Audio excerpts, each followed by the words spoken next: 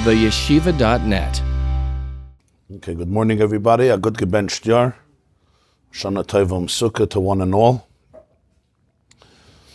So I'm sorry for my delay. I also have a flight this morning to Los Angeles. I have a lecture there this evening in Yavna.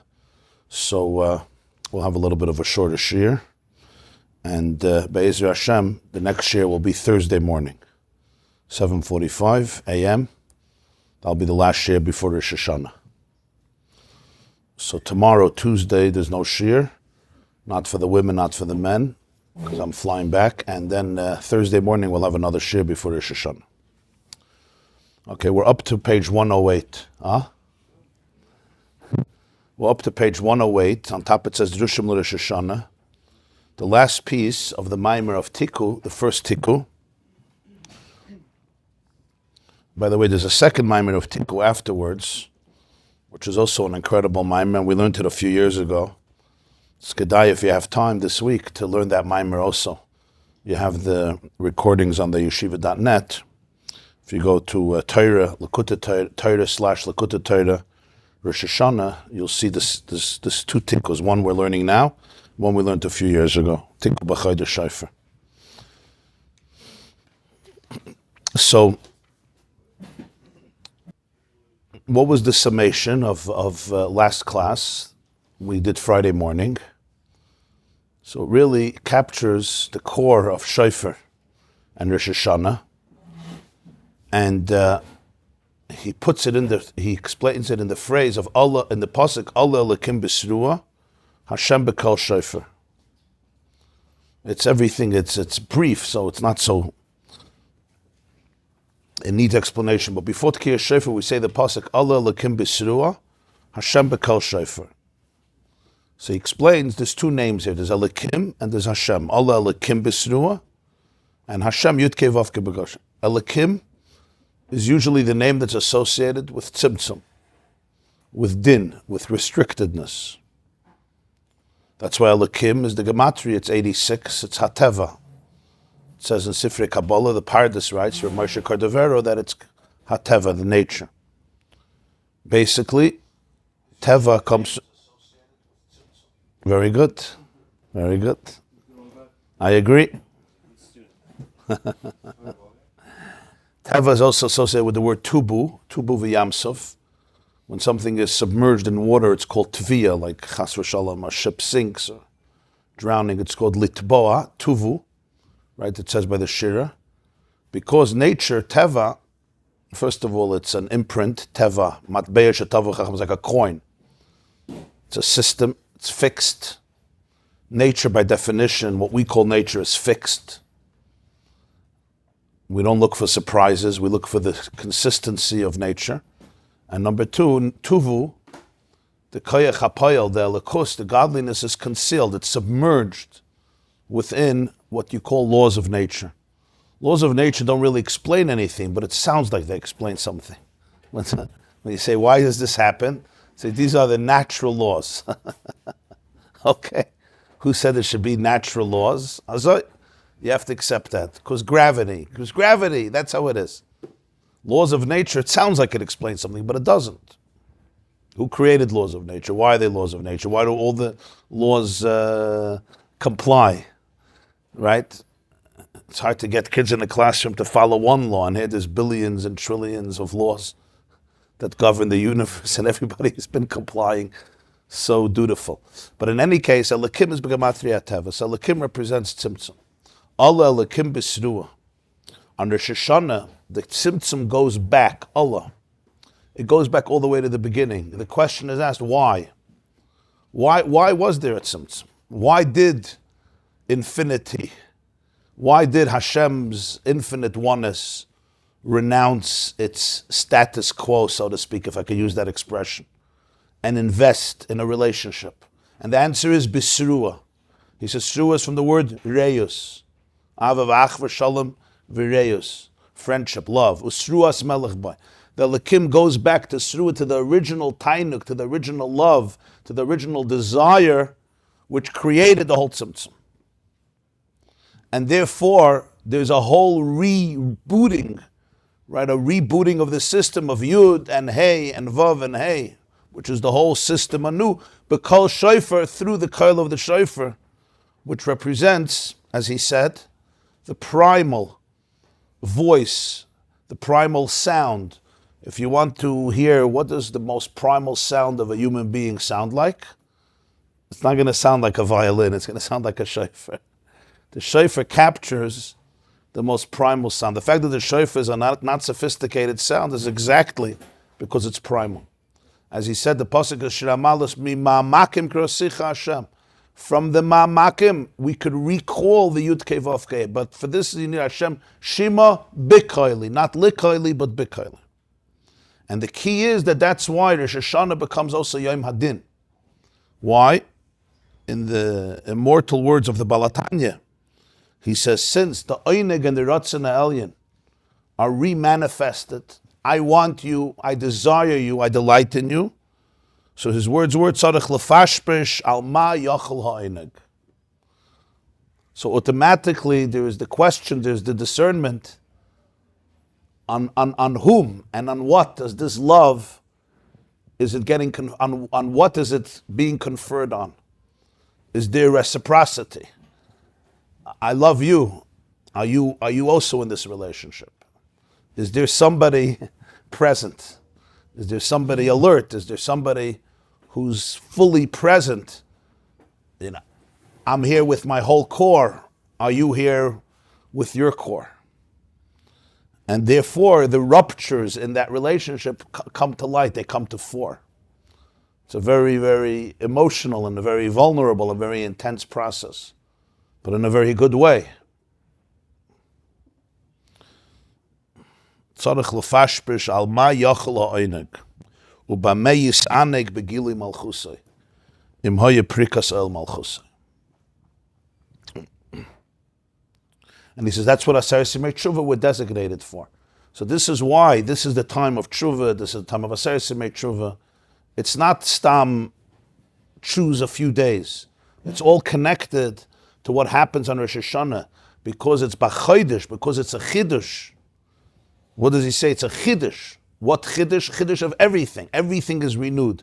Not like in the beginning of the month, which is for that month. This is the entire cosmos, the entire universe for the whole year, because the Chiyus of last year departs Erev Rosh Hashanah in the evening by Shkiyas Achama. Malchus, Geit Aruf, Malchus goes back up. And because Malchus goes back up, so it's almost like the whole world is a little bit in a state of sleep, in limbo. It's almost like, you know, lahavdil, you're running this multi-billion-dollar business, right? And then something happens and you ask yourself, who needs it? So the business is still running, you know, the secretaries come in, but the heart is not there. You know when you run such a business, the whole thing is in question. Like, should I be, it's like what they call a midlife crisis, right? You could be running a ganze show, a whole tararam, and then something happens that makes you question everything from the beginning. You still show up to the office, somebody's still answering the calls, but you could feel that if you're sensitive, you feel there's nobody home. It's the void of energy. And then you get that one call or that one customer or that one client or that one, that one profit or that one validation. And it makes you realize why this was your dream. And you go right back into it with all your chiyus. The night of Rosh Hashanah is a night of cosmic slumber. In Kabbalah it says cosmic slumber. Shina, it's a time of Shina. Why? Adam also went to sleep then. Right? Rosh Hashanah was the time Rosh Hashanah he was created. And then there was an element of Shina, the beginning of Rosh Hashanah. And then Chava was created. Okay, so that's a sugya that's connected to this, but I don't want to get off topic. But the Nekuda is that everything has to be renewed. The whole chiyus needs to be renewed. And that's what the Kol Shofar is. So because it's Bachodesh, therefore Tiku blow. And he says, what's a blow? Blow is from Pnimiyas Halev. And that's why it's the shofar. It's not words. It's not words. It's the core of a person. The core of a person's ratzon, which accesses mima makim. the core of Hashem's Einiger and Ratzon. That's why it's so connected to Tshuva, and it fills all the blemishes. And that's the word shofar, besides being a ram's horn, it also represents beauty and tainug, because it touches that core. That was some of the points that we explored, and let's now go further. The pasuk continues, Tiku Bachodesh shofar, Bakesa liyom chagenu, ki chayk liyisrael hu mishpat Likkutei Yaakov. By the way, we say this every week in the Shir Shal Yom of Thursday. It's from Tehillim. Tiku Bachodesh shofar, Bakesa liyom chagenu, ki chayk liyisrael mishpat Likkutei Yaakov. What does it literally mean? During the month, blow shofar. Bakesa could mean the designated time of a holiday, or kesa also means time that's covered, kisui. This is a law for Yisrael. It's a time of justice for the God of Yaakov. By the way, this is the one source in Tanakh that Rosh Hashanah has to do with mishpat. There's no source. In Chumash it doesn't say a thing about Yom Hadin or about coronation. This is the one source, and it doesn't even say Rosh Hashanah. The Gemara says, Tiku Bachodesh shofar, doesn't even say when. But Bakesa, there's only one holiday that the moon is covered over. You don't see the moon, only one holiday. Not Yom Kippur, not Sukkot, not Pesach, not Shavuos. You see the moon. Rosh Hashanah is Rosh Chodesh, so you don't see the moon. Or at least part of it, you may not see the moon. Rosh Chodesh depends when. So it's Ezo Chag. The Gemara says in Rosh Hashanah, Ezo Chag Shach Chodesh Miskasa Boy. The Chodesh is the new moon, Rosh Chidush, because the moon gets renewed. So that's Rosh Hashanah. Doesn't even say clearly it's Rosh Hashanah. So Tiku Bachodesh shofar, but Alter Rebbe is saying here that it's tafka that way, because Chodesh captures everything. Chodesh is Chidush, and then is Tiku shofar. But it doesn't say Rosh Hashanah there. Okay, so you're saying Hayoim Geita for Rosh Hashanah. Mishpatecha Amdu Hayoim is another remez. No, it says in Targum Yonason, I think, that when it says Hayoim, it refers to Rosh Hashanah. Atem Nitzavim Hayoim Kolchem. Also, it says in Targum, Yoyma de Dine Rabba. Yoyma de Dine Rabba. No, you have Ramazim, in a Chanam. Okay. Vahi Hayoim, Vayavoyu B'neiha Lekim L'Isyatsev, right? So they also touch Hayoim was Rosh Hashanah. It says, by Kesel Yom Chagenu, Pirush. But now we'll see it in the context of this entire Maimer. Pirush, Kine Haratzin Elyon Shemizgala B'Rosh Hashanah, Vayidei B'Kesa.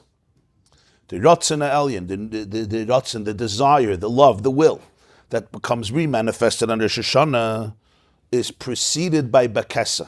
What's Kesa? It's the Istalkus, it's the departure in the beginning of the night of Rosh Hashanah. Shehuzman Histalkus Hachiyus Kloli Shel Shana Sha'avra. It's the time that the collective energy of the previous year ascends. It, so to speak, goes back to its source. Since it's a time of reevaluation, so the investment of the energy that defined existence a whole year goes back. It retreats, it ascends. Allah lekim bisruah. There's a histalkus of the chiyus. It, like when you say someone is nostalgic, it doesn't mean they disappear. It means the neshama goes into a higher state. It's not embodied through the body. That's what histalkus means. Right? You say, this is a day of histalkus. Histalkus like histalik ha'anan. The anan, the cloud didn't disappear. It ascended. It ascends to a higher state, and it's not manifested in the body. So that's what we call death. Excuse me. So he says here, the chiyus doesn't disappear, but the chiyus is nostalgic. Where is it nostalgic to? It retreats, it ascends back into the core, like it was all the way in the beginning, pre-Bria. It's like a whole new Bria. So it's a very vulnerable time. So the night of Rosh Hashanah is an extremely, like the whole marriage is in question, the whole relationship. It's a time of etzem. It's a time of pnimius. I don't know, the word is doubt. It's like the core of everything comes to the fore. In other words, it's not a time of chitzonius, it's a time of pnimius. It's a time when the deepest truths behind reality are laid out on the table. You know, sometimes a relationship just functions a little bit by rote, even if there's passion, but it's like, you know, day in, day out. Here it's like, it's back to the beginning. It's the skeleton, it's the core. Uber Rosh Hashanah, Aidei HaTfilas v'HaTkiyas, Hu Mischadesh Chiyus Kloli Acher. And then on Rosh Hashanah, through the tefillas, through the davening and the tkiyas shofar. So it's not just rituals, you daven, the tkiyas. He says actually that creates the chiddush. Tiku, Bachodesh, shofar. That creates a new chiyus kloli, a general chiyus. Because this is not just chiyus of a month or of a day. This is the whole chiyus of all the worlds, including this world. As he said in the beginning of the Maimer, all the worlds are mischadesh. And for this, there has to be a whole new hamshacha, a whole new revelation of his deepest einig, his deepest desire, and his deepest ratzon for Melucha.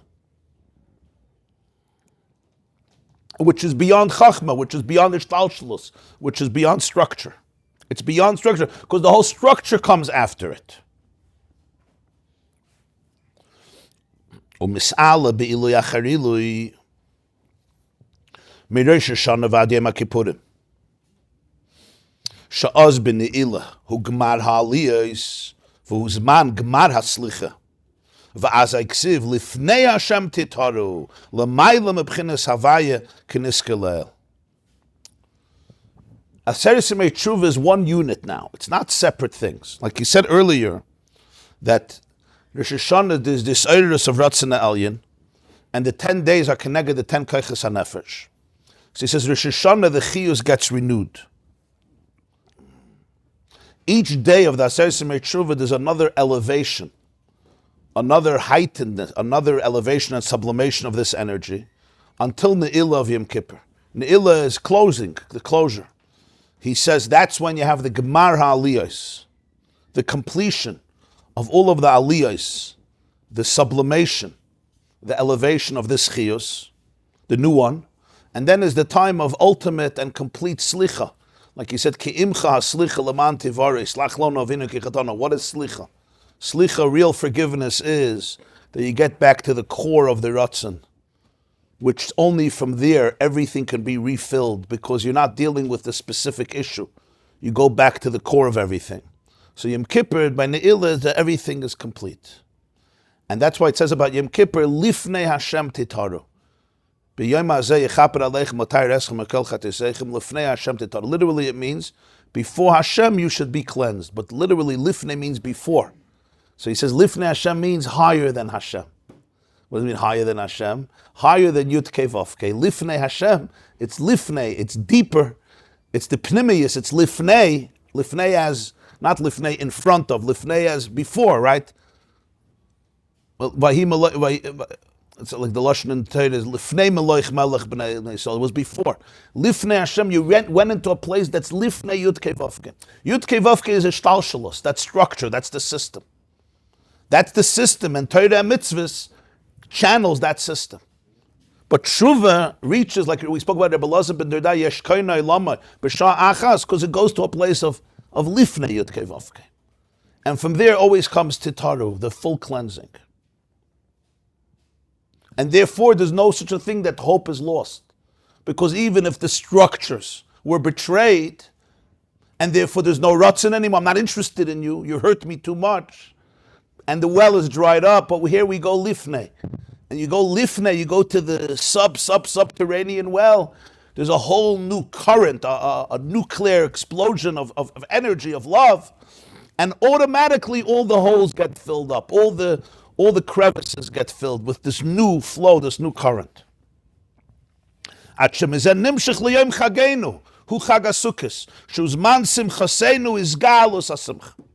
We think Rosh Hashanah is one Yom Tov, Yom Kippur is another Yom Tov, Sukkot is a third Yom Tov. He says it's all one thing.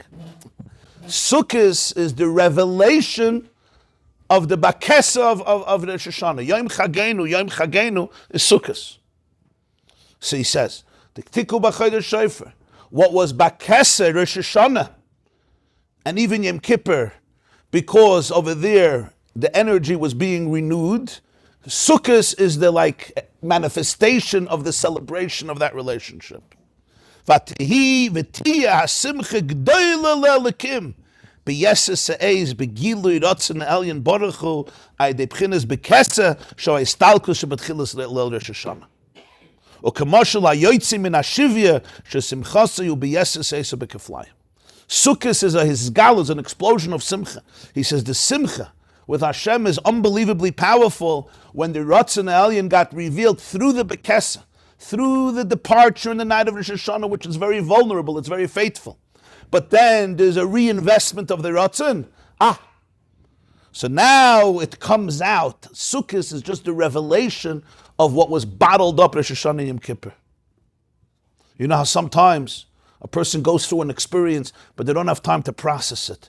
The experience is there, it's very intense.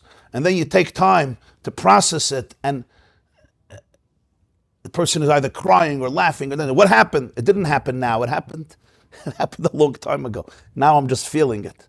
So he says, Sukkos is the celebration of it. And he gives an interesting example, somebody who comes out of captivity. So the simcha is much more. It's simcha sebiyasirei sebekeflaim. The Sukkos is like the release. It's the release, the liberation of that very, very profound tension and vulnerability. And then when the relationship was renewed, and there was the Lifnei Hashem Titaro, and everything was refilled, it's just a natural celebration that is so intense. What do you do, Sukkos? You draw water and joy. They would pour water every day of Yom Tov on the altar in the Beis HaMikdash.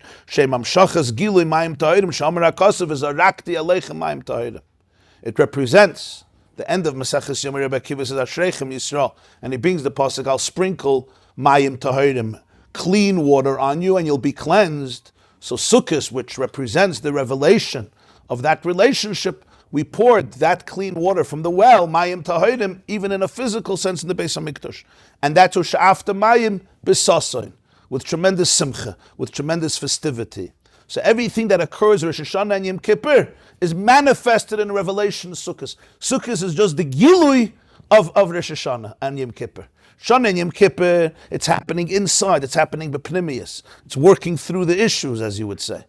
Tiku Bachodesh shofar, Bekesa. What was Bekesa, Rosh Hashanah, L'yom Chageinu, comes out B'izgalus on Sukkos. So Sukkos is the culmination of this relationship. It's not a separate thing. Right? It's like by a chasana, you have different parts of a wedding. You have the solemn part of the wedding. You know, you have the meetings, and you have the datings, and you have the engagement, and you have the, the various fluctuations and preparations and the serious time. And then afterwards, the chuppah tzich geendigt, and now it's time to celebrate. So that's Sukkos. So it's one hemshech, it's one continuation. It's not a separate Yom Tov. It's the Gilui of Rosh Hashanah and Yom Kippur. The Zgalos, Ratzon Elyon, right, fully is actualized on Sukkos. And the pasuk continues, because you have to take time to celebrate it. It's not just, it is. Part of the Ratzon is that you celebrate it. It's a chagiga, it's a celebration, it's a Yom Chageinu. It says it was Simchas Beis HaSheva then. The Gemara, the Mishnah says, Mish lo yara Simchas Beis HaSheva lo yara Simcha meyamav. What was the Simcha?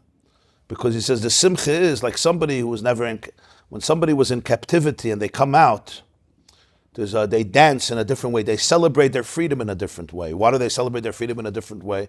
It would have been better if they were never in jail, right? That may be true, but L'Poel Mamish, when somebody goes through such a crisis and comes out of it, it's a different level of simcha. So when somebody goes through the Rosh Hashanah and Yom Kippur, what does that represent here spiritually? Yeah, that if I go through some form of disintegration, which it looks like I'm falling into the abyss, like he says, Rabbi Elazar ben Derdaya starts crying because his soul can't contain it. There's no eye left. And from there, you access and you discover your own deepest Ratzon, which accesses the divine, Hashem's deepest Ratzon. And there's a whole new lease on life. It's a new lease on life, a new Tainug and a new Ratzon. So he says the simcha of that is unparalleled. It's a simcha that's beyond structure. Why? Because it came from a place of beyond structure. Sometimes you have a happiness, like they say, now we're going to have spontaneous dancing. Right? Sometimes there is spontaneous dancing. It's a different level of simcha. It's a different type of simcha. It's not the simcha that comes from Okay, now it's time to smile and clap your hands. Sometimes people do that, right? But that's not the simcha that he's talking about. Simcha he's talking about is vatahiyah simcha gedolah lelekim. It comes from a place that's beyond hishtalshelus, because Rosh Hashanah touched a place beyond hishtalshelus. So the simcha that comes out of that is also beyond structure. And that's why it says they didn't sleep and they would dance all night, simchas beis hasheva. And then it's culminated, Shmini Atzeres, simchas Torah, the simcha is even bigger. But it's all Rosh Hashanah and Yom Kippur, beis galus. There's a lashon in one of the Maimonim from the Balatanya. Whatever happens, Rosh Hashanah and Yom Kippur happens Sukkos and Shmini Atzeres Simchas Torah. The difference is how he puts it. Zeh b'halah v'zeh b'hamshacha. In the first days it's going up, in the second days it's going down. It's the same energy. It's the same energy. If you're sensitive, it's exactly the same energy. But here it's Geitaruf and here's Geitarap. In other words, here it's in a state of aliyah. It's in a state of going deeper into yourself, and here it's coming out in a manifested, revealed way. That's why we're learning this mimer. You're right. You're right. That's why we're learning this mimer. He's describing the opportunity, the energy that's available. But then there is my initiative, my opening up, my vulnerability, my going to this place. You're right. Why the pessimism? Because it's Monday morning. It's Monday morning. I know Monday morning is an energy of Gvura. Sunday is Chesed, Monday is Gvura. Monday the waters were split. Mayim Elyonim, Mayim Tachtonim. So it's true, Monday morning is challenging emotionally, that's true. But you have to remember that the whole kavanah in the split was just for Dira B'Tachtonim. To bring the finite back to the infinite, yeah. We don't recognize ruptures as ultimate reality. Ruptures are preparations for deeper reconciliation. What do they call it in marriage therapy when a couple has a rupture and then they bring it back together? There's a name for it, no? What's what? There's no name. Okay. I'm saying every rupture is an invitation for a deeper reconciliation. Because if our reconciliation could work through the rupture, it's going to be much more powerful than it was before. There's in halacha, there's something called shtar sheyatzal of irur. You have a shtar, and then yatzal of irur, right? The woman, the husband, the lender, the bar says it's not, it's forged. So they bring the edus and they're mekayim it. So that shtar is much more powerful than the original shtar that was innocent, that there's no irur. Why? Because it went through rupture. It's a very powerful idea in halacha. The same is true with a relationship. And that's what tshuva is. Like a rope, when it gets torn, the Alter Rebbe says in a Maimer somewhere, actually in Tanya, when a rope gets, and you retie it in that place, it becomes much more powerful. Because you have to fix that. So the pasuk now says, Ki choykli Yisrael hu mishpat lelekei Yaakov. What's the connection? Literally, it's a law for Yisrael. Here you have two names. So he says as follows: Hine Yisrael. Shabbos in the Maimer Shamalis Mamakim. We also learned about Yisrael and Yaakov. So here also he says, Yisrael the b'chinas ki sarisa Elikim. Yisrael is you quarreled and you prevailed over Elikim. Why is it called Yisrael ki sarisa Elikim v'imanoshim batuchel? Dahainu shekvar nasa saru moshel al b'chinas Elikim. You hear where he touches Yisrael. Yisrael is somebody who's already in control of Elikim shobchinas tzimtzum v'hest upon him. He's in control over the tzimtzum. Sarisa. He became a sar, a ruler, a prince. Sar is like a prince, a melech. Over Elikim, over the tzimtzum. The tzimtzum doesn't control me. The tzimtzum doesn't define me. He has the tzimtzum in context. Liyos giluy elam haza v'tanugov. The tzimtzum, which created the Olam Hazeh, the world that feels separate from Hashem. Shekvar nispashta nafshe elekis melevushim tzoyim, v'ishapcha mechashaychel l'nahayra, u'mayis bera, u'boiche b'toiv mitzad rotzen nafshe elekis shiyam eshalas b'kirba. In other words, his divine soul has stripped itself from impure garments, levushim tzoyim, and the darkness was transformed to light. Ra, brokenness and negativity is not something that interests him anymore. His ratzon of the nefesh elikis is fully intense, and that's what rules in his life. That's Yisrael. He's a sar over elikim. In other words, the concealment which creates the rupture and the separation doesn't play a significant role because he has it under control. Generally speaking, in Tanya, it's like the level of a tzaddik, but in that itself, there's so many different levels, but on some basic level, even a Beinani, but there's control over the elikim to the point that he's mayaz b'ra. It doesn't interest him anymore. Then it's a chayk. The word chayk in Tanakh is often associated with food. Like it says in Mishlei, Hatrifeni lechem chuki. Give me the bread that's fixed for me. So he says, Rosh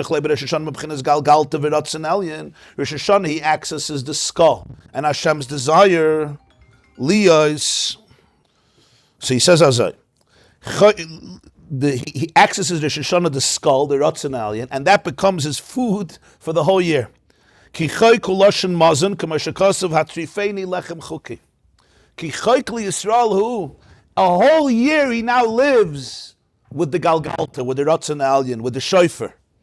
It becomes a chayk, it becomes his food staple for the year. It nourishes him. This is the space he's in. V'gam chayk loshen kviyas. Chayk is food. Chayk also means like a statue, it's fixed. V'gam chayk loshen chkika. It's engraved. It's engraved. V'u'inyin glifu b'tehiru ilah shubchinas oisish shebechika shemchinas kelim.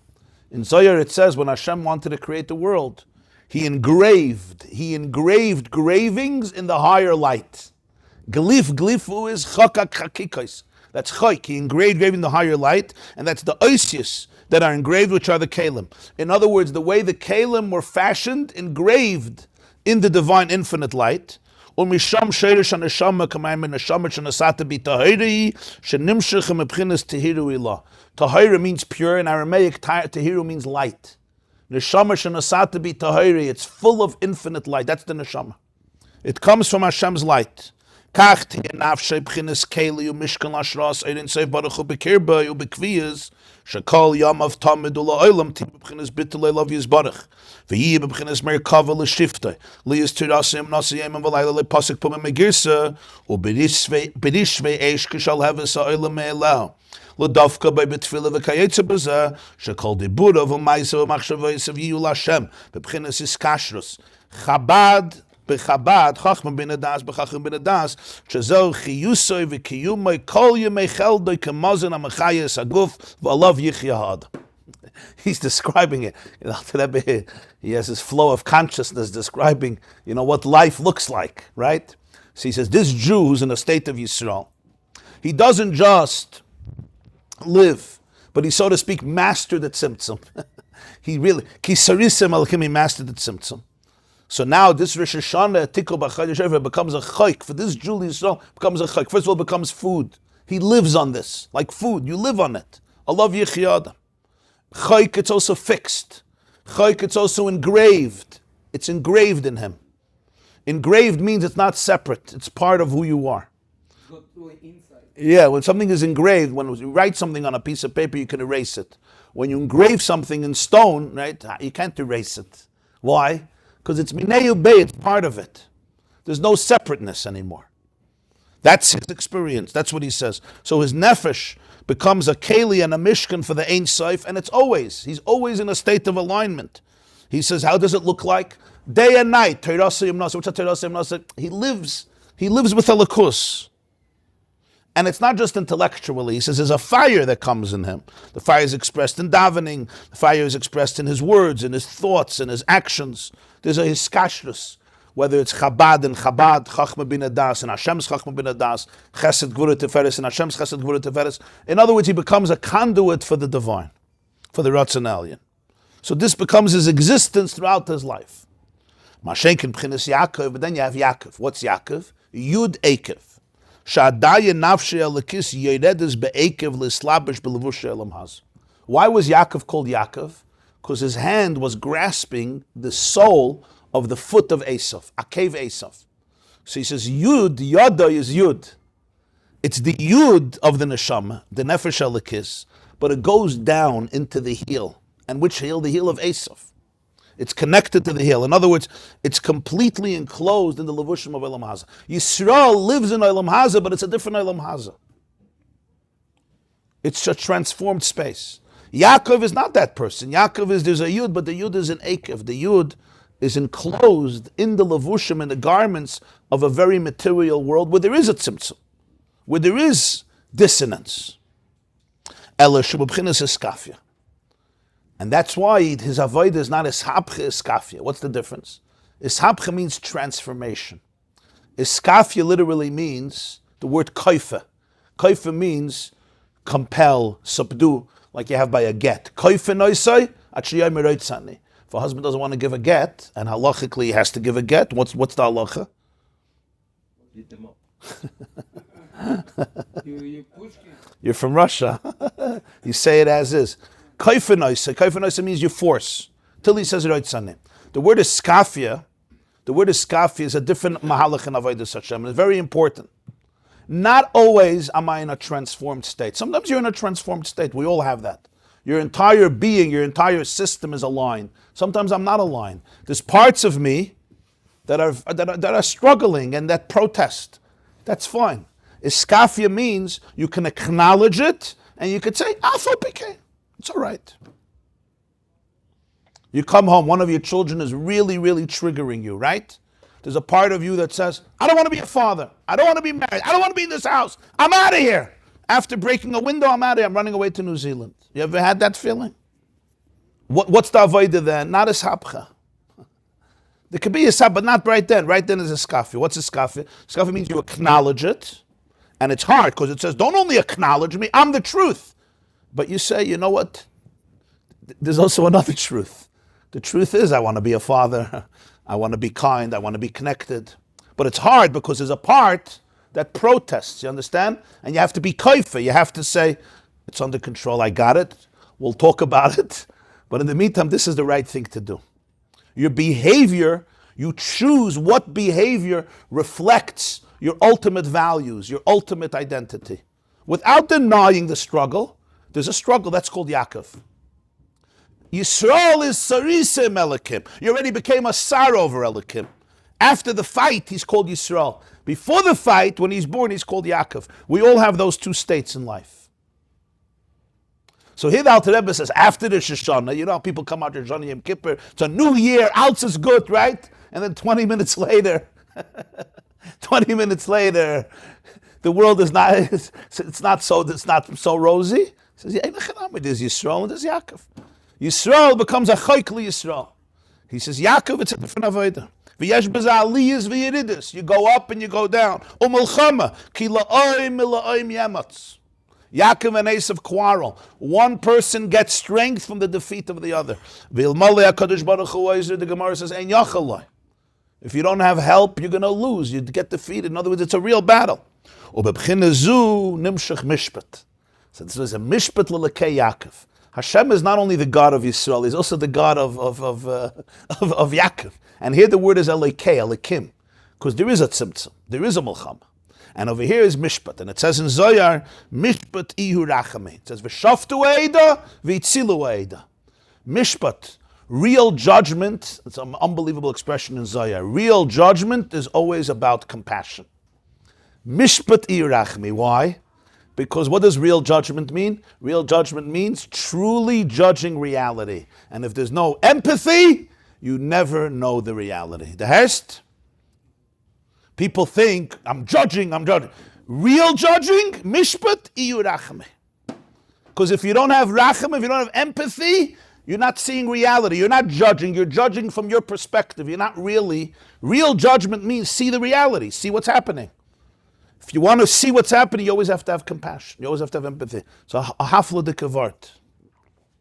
Lahamshich leirachem im elyonim al kol hashana liyus HaKadosh Baruch Hu oizer leikafya. Hashem is mamshich rachamim. That's mishpat, te'iyu rachami, for the whole year, that he should be able to prevail despite the fact that there's moments that require tremendous iskafya, not ishapcha. They're not transformed moments. There are moments where I'm being pulled in 1,000 directions, and I have to be able to make choices based on my ultimate truth. Because to use contemporary language, there's certain parts in me that don't agree with that ultimate truth at the moment. At least at the surface, they have an opposite message. That's what he says. Tiku Bachodesh, to be mamshich the Ratzon Elyon. What is Bakese comes out l'yom chagenu. And here there's two stages. There's Chayk Yisrael and there's Mishpat l'Likkutei Yaakov. All this gets accessed on Rosh Hashanah, the head of the year. Oisius Yishras, Dahainu B'chinas Yishras Levov, a straight heart, an aligned heart. Yashar, like you say Yashar, Derech Yishara, means straight, aligned, not crooked. So Tishrei is Oisius Yishras. Yishra, there's an expression like Yishras Levav, a straight heart, an aligned heart. Dahainu Liyashir HaLevavis, to align your posture, to align your heart. Sheyiyeh B'chalavav B'shnei Yitzarecha, so that both hearts become aligned. Because the Nikud of Rosh Hashanah of Tishrei, Yishras, is that the Ratzon Elyon should flow all the way downwards. Iskafia is also alignment. People think, if I'm a tzaddik, I'm aligned. If Iskafia, I'm not aligned, I'm broken. No, he said it's also alignment. So this is a hafel dikavart. Because the fact that you could talk to the parts of yourself and say, right now, despite what you're feeling, this is the right behavior that brings alignment into all your parts. This is, I think, in different models of healing. You have models where you can't convince every part of you to agree. You don't have to. You could be at peace with the fact that there's no perfect peace. And that's also peace. That's also Yishras. That's also Yishras Levav. You know why? Because this is the reality. And yet, with this reality, I can choose to live in a way that brings me closer to the Ratzon Elyon, which is my own Ratzon also. So Tishrei is Oisis Yishra. By the way, Tishrei starts with Taf. Taf Shin Reish Yud. In other words, it goes up from the bottom. Milmata L'mayla. That's what he speaks earlier, that it's the aliyah of Allah Elokim Bisru.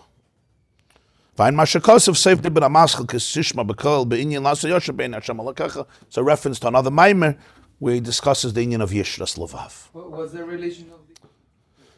Avodas HaTshuva is always going up from the bottom. It's always from the abyss going up. Tafriyah. Nisan is called Aviv. Chodesh Aviv. Aviv is Aleph Beis. You go Milmayla Lamata. Nisan was birth.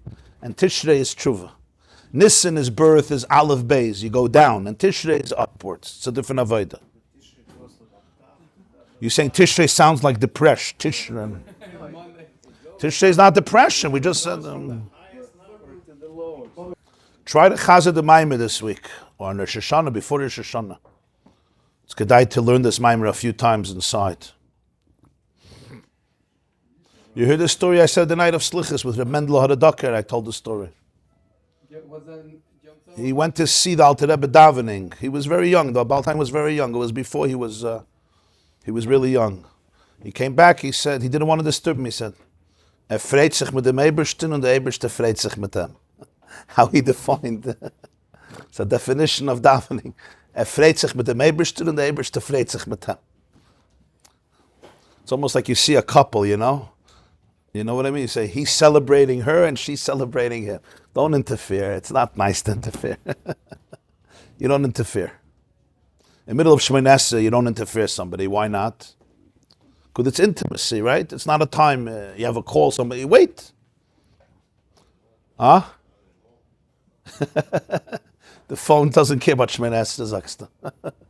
So I'm saying that sometimes a relationship is sacred.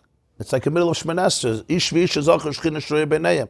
You don't interfere. People sometimes do things that interrupt a relationship. And you're not allowed to do it, like by a Shabbos table, for somebody to say something to a husband that diminishes the respect of his wife, or somebody says something to a wife that diminishes the respect of the husband, is like interfering in Shemoneh Esrei. It's not, you have to be careful. So the real davening is that type of relationship. It's a marriage. So he said, freut sich mit dem Eibishter and the Eibishter freut sich mit him. Okay, have a beautiful day. But Ezer Hashem will meet Thursday morning, 7:45. Hatzlacha and a good yar and a gebenchte yar. And it should be a freiliche yar and it should be a freiliche week. Man soll sich freuen mit dem Eibishter und der Eibishter soll sich freuen mit uns. Yismach Yisrael ba'osav and Yismach Hashem b'masav. This class is brought to you by theyeshiva.net. Please help us continue the classes. Make even a small contribution at www.theyeshiva.net/donate.